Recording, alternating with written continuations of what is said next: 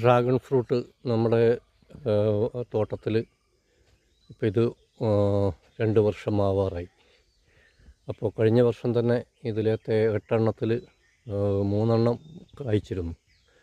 ഈ വർഷം എന്ന് വെച്ച് കഴിഞ്ഞാൽ മഴ നേരത്തെ കിട്ടിയതുകൊണ്ട് കുറച്ചുകൂടി നേരത്തെ തന്നെ പൂത്തു. അതുകൊണ്ടൊരു ഗുണമുണ്ടായി. രാവിലെ ആണല്ലോ ഇത് വളരുക.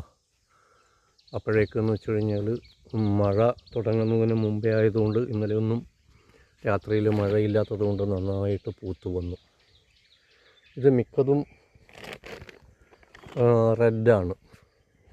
ഇതിൽ വേറെ 1-2 എണ്ണം കൂടി നട്ടിരുന്നു, പക്ഷേ അതൊന്നും അങ്ങനെ ആ രീതിയിൽ വന്നിട്ട് കാണുന്നില്ല.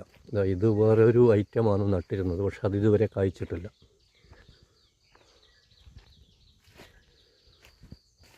പ്രായേണ നമുക്ക് നോക്കാനും അതുപോലെ തന്നെ വളർത്താനും കുറച്ച് എളുപ്പമുള്ളൊരു സംഗതിയാണ് ഈ മണ്ണിൽ.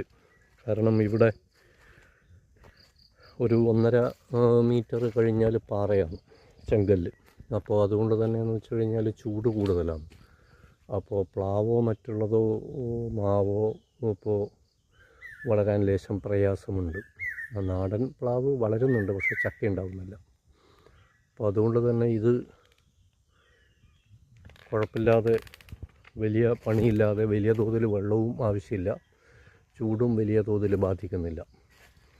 അപ്പോൾ കാണാനും ഒരു പൂത്ത് കഴിഞ്ഞാൽ രസകരമായിട്ടുള്ളൊരു സംഗതിയാണ്. പിന്നെ മറ്റ് കൃഷികളൊക്കെ വേണമെങ്കിൽ അതിൻ്റെ ഇടയിൽ ചെയ്യുകയും ചെയ്യാം. ഇതിൻ്റെ താഴെ വേണമെങ്കിൽ നമുക്ക്, ഞാനിപ്പോൾ കൈത നടാൻ ഉദ്ദേശിക്കുന്നുണ്ട്, പൈനാപ്പിൾ.